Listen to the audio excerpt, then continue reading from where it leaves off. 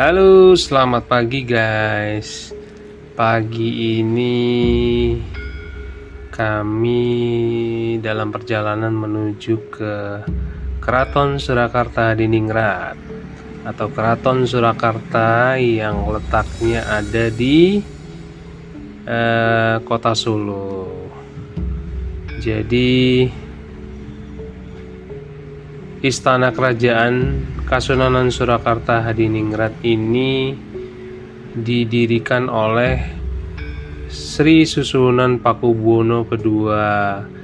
Itu sekitar tahun 1743 sampai 1744 ya. Sebagai pengganti Keraton Kartosuro yang porak-poranda akibat geger pecinan pada tahun 1743. Saat geger pecinan, Keraton Kartosuro itu hancur. Nah, arsitektur dan letak bangunan Keraton Surakarta mempunyai kemiripan dengan Keraton Yogyakarta Hadiningrat yang dibangun sesudahnya dan merupakan istana Kesultanan Yogyakarta. Secara tradisional, Kesultanan Mataram diteruskan oleh dua kerajaan, yaitu Kesunanan Surakarta dan Kesultanan Yogyakarta. Total luas wilayah keseluruhan Keraton Surakarta mencapai 157 hektar. Ya, ini meliputi seluruh area di dalam Benteng Baluwarti, alun-alun lor, alun-alun kidul, gapura Gladak, dan kompleks Masjid Agung Surakarta. Sementara luas kawasan inti keraton mencapai 15 hektar. Nah, setelah Kesunanan Surakarta secara resmi menjadi bagian Republik Indonesia pada tahun 1945, kompleks bangunan keraton ini masih berfungsi sebagai tempat tinggal Sri Susuhunan atau Sunan. Nah, kalau sekarang yang di sana yang menempati adalah keluarga kerajaan dari Sri Susuhunan Pakubuwono ke-13. Jadi sudah yang ke-13 ya guys sekarang itu, dan para sentono dalam dan adi dalam yang ada di kompleks dalam Benteng Baluwarti, serta rumah tangganya istana ya, itu di sana yang masih menjalankan tradisi kesunanan hingga sekarang. Keraton Surakarta kini juga merupakan salah satu objek wisata utama di Kota Surakarta. Sebagian kompleks keraton terbuka untuk masyarakat umum dan di dalamnya terdapat pula museum. Nah, nanti kita jalan-jalan ke museum ya guys, kita keliling museum untuk tahu apa sih yang ada di dalam Keraton Surakarta itu. Lalu kemudian apa yang ada koleksi di dalamnya yang milik Kesunanan itu ada apa aja ya gitu kan. Lalu benda-benda pemberian, hadiah dari raja-raja Eropa, replika pusaka keraton, ada gamelan. Dari segi bangunannya juga Keraton Surakarta itu merupakan salah satu contoh arsitektur Jawa yang terbaik. Memiliki balairung-balairung mewah dan lapangan serta pavilion yang luas. Kompleks alun-alun lor atau utara. Kompleks ini meliputi Tugu Pamandengan, Gapura Gladak, Pangurakan, alun-alun lor, dan Masjid Agung Surakarta. Gladak yang sekarang dikenal dengan perempatan Gladak di Jalan Slamet Riyadi Surakarta, dan beberapa meter di sisi utaranya terdapat sebuah tugu yang disebut Tugu Pamandengan yang berfungsi sebagai titik fokus pandangan Sri Sunan ketika bermeditasi di Siti Hinggil. Pada zaman dahulu, space area di sekitar Gladak dan Gapura kedua dipakai sebagai tempat menyimpan binatang hasil buruan sebelum digladak atau dipaksa ya, dan disembelih di tempat penyembelihan. Wujud arsitektur pada kawasan Gladak ini mengandung arti simbolis ajaran langkah pertama dalam usaha seseorang untuk mencapai tujuan ke arah manunggaling kawula Gusti, bersatunya rakyat dengan raja. Jadi alun-alun merupakan tempat diselenggarakannya upacara-upacara kerajaan yang melibatkan rakyat Selain itu menjadi alun-alun tempat bertemunya Sri Sunan dan rakyatnya. Di pinggir alun-alun ditanami sejumlah pohon beringin. Di tengah alun-alun terdapat 2 batang pohon beringin yang diberi pagar. Kedua batang pohon ini disebut waringin sengkeran atau beringin yang dikurung, yang diberi nama Dewan Daru dan Jaya Daru.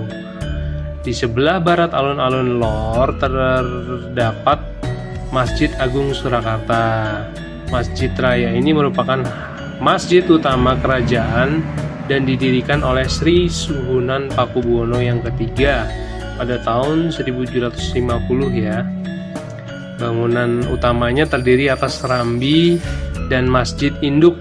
Di sebelah utara alun-alun terdapat bangsa kecil yang disebut Balai Pewatangan atau Balai Pekapalan. Tempat ini pada zaman dahulu dipergunakan oleh prajurit dan kudanya untuk beristirahat setelah berlatih. Beberapa balai lain terdapat di sekitar alun-alun yang dipergunakan untuk karyawan-karyawan keraton yang digunakan untuk menempatkan kudanya.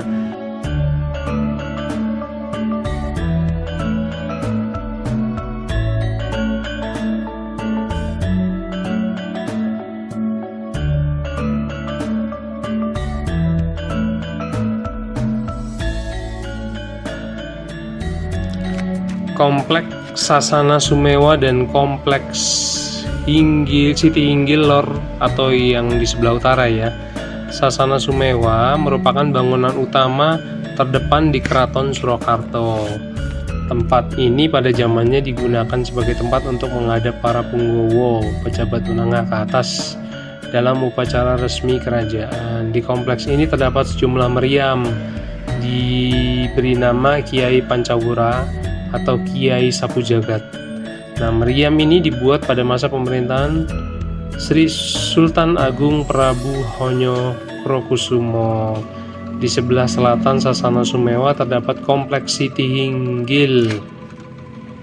Sasana Sumewa sendiri adalah bangunan yang berada di sebelah selatan pohon waringin gung atau waringin binatur. Bangunan besar ini memiliki citra konstruksi dan atap kampung tridenta. Atap kampung yang tridenta itu yang berjajar 3 dengan bagian tengah lebih kecil dan disonggo oleh kolom tembok persegi berjumlah 48 buah. Atap-atap dan langit bangunan ini terbuat dari bahan seng.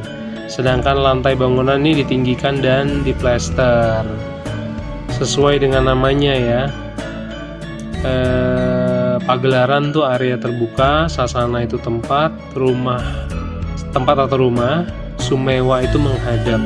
Jadi fungsi Sasana Sumewa pada zaman dahulu adalah tempat melantik Bupati Dalem, tempat menghadapnya para pejabat tinggi seperti Bupati Dalem, para bupati atau Bupati Anom ke bawah golongan luar ya. Kegiatan menghadap Sri Sunan tersebut biasanya dilakukan pada saat-saat seperti hari besar keagamaan, misalnya upacara grebek yang diadakan 3 kali dalam setahun, ulang tahun Sri Sunan, peringatan kenaikan tahta Sri Sunan, dan sebagainya. Siti Inggil Lor atau Utara merupakan suatu kompleks yang dibangun di atas tanah yang lebih tinggi dari sekitarnya. Jadi kompleks ini memiliki 2 gerbang, satu sebelah utara yang disebut dengan Kori Wijil dan satu di sebelah selatan yang disebut Kori Renteng atau Kori Mangu. Pada salah satu anak tangga Siti Inggil sisi utara terdapat sebuah batu yang dahulu digunakan sebagai tempat pemenggalan kepala para tersangka yang menerima hukuman mati, disebut dengan Selo Pamecap. Di sekitar pagar pembatas antara kompleks Siti Inggil dengan Sasana Sumewa terdapat 8 meriam yang antara lain bernama Meriam Kiai Bringsing, Kiai Bagus, Kiai Nangkula atau Nakula, dan Kiai Sadewo. Bangunan utama di kompleks Siti Inggil ini adalah Sasana Sewayana atau Sewoyono yang digunakan para pembesar dalam menghadapi upacara kerajaan. Selain itu terdapat pula bangsal Manguntur Tangkil. Bangsal ini berfungsi sebagai tempat singgasana tahta Sri Sunan saat menerima para pimpinan. Kemudian di sebelah selatan Sasana Sewayana terdapat bangsal Witono, tempat persemayaman pusaka kebesaran kerajaan selama berlangsungnya upacara. Bangsal yang terakhir ini memiliki suatu bangunan kecil di tengahnya yang disebut dengan Kerobongan Balai Manguneng, tempat persemayaman pusaka keraton yang bernama Kanjeng Nyai Setomi, sebuah meriam yang konon dirampas oleh tentara Mataram dari VOC saat menyerbu Batavia.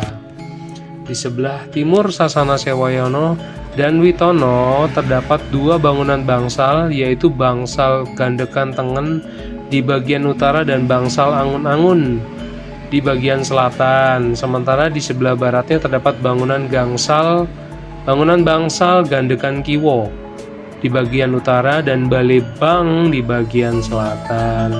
Sisi luar timur selatan atau barat kompleks Siti Inggilor merupakan jalan umum yang dapat dilalui oleh masyarakat yang disebut dengan nama Supit Urang atau Capit Udang.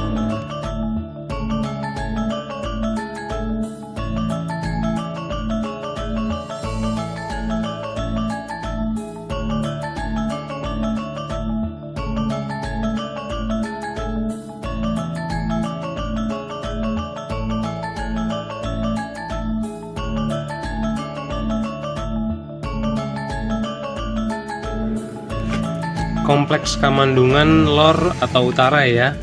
Jadi Kori Brajanala Lor atau Kori Gapit merupakan pintu gerbang masuk utama dari arah utara ke dalam halaman Kamandungan Lor. Gerbang ini sekaligus menjadi gerbang atau cepuri ya, kompleks dalam istana yang dilindungi oleh dinding istana yang disebut Baluwarti, yang menghubungkan Jalan Supiturang dengan halaman dalam istana. Gerbang ini dibangun oleh Sri Susuhunan Pakubuwono III dengan gaya limasan Semar Tinandu.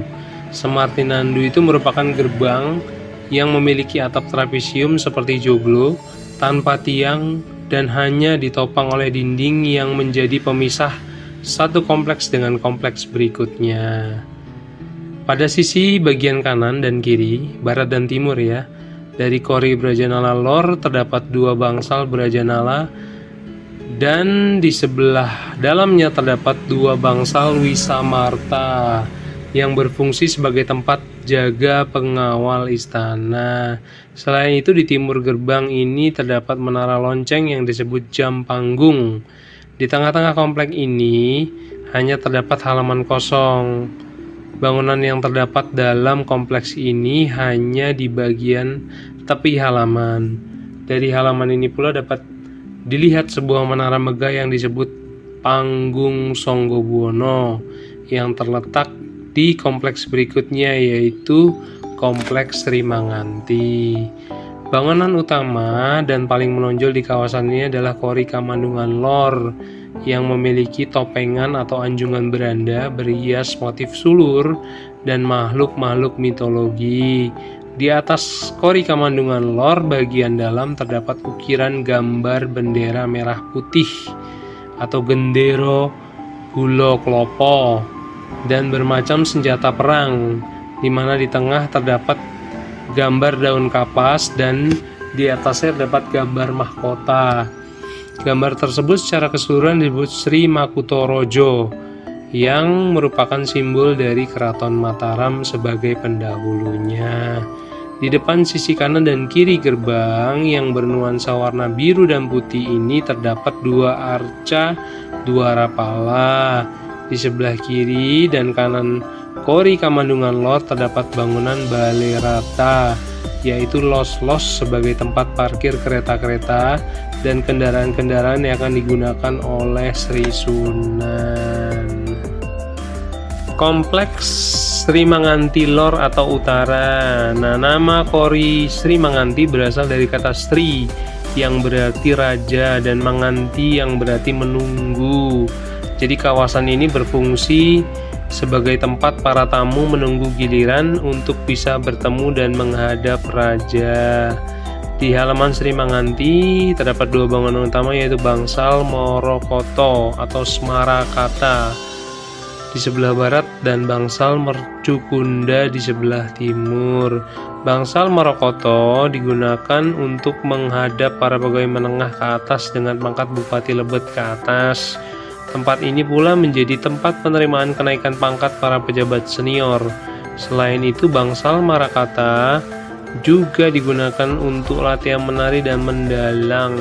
Kata Marakata atau Asmarakata sendiri memiliki arti sebagai dawuh kang semake atau perkataan yang menyenangkan. Bangsal Marcukunda pada masa dahulu digunakan untuk menghadap para ofisir prajurit, untuk menaikkan pangkat pegawai dan pejabat junior, serta tempat untuk menjatuhkan vonis hukuman bagi kerabat Sri Sunan. Sekarang tempat ini untuk menyimpan kerobongan Madirenggo, sebuah tempat untuk upacara sunat atau khitan bagi para putra si Sunan. Oh ya wes, sini. Sini gemutan. Kan pelajaran.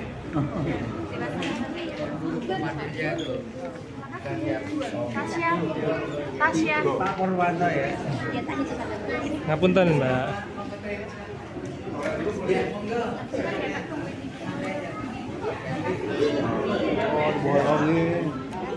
Matur nuwun. Oh, nggih. Berapa? Ini jadi satu. Ini beda. Dua. Kita belum. Dua. Monggo Kak. Dua lagi. Itu pemandinya ya. Oh, nggih. Nggih.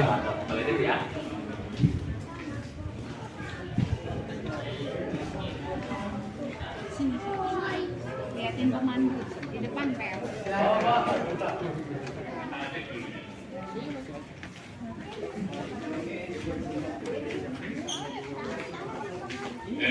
Kalau ini Raja Jogja Hamengkubuwono, kalau yang di sini ya, kalau ini Hamengkubuwono 9, kalau yang Raja di Keraton Surakarta itu sekarang beliaunya itu Sunan Pakubono yang ke-13 ya kalau sekarang ini.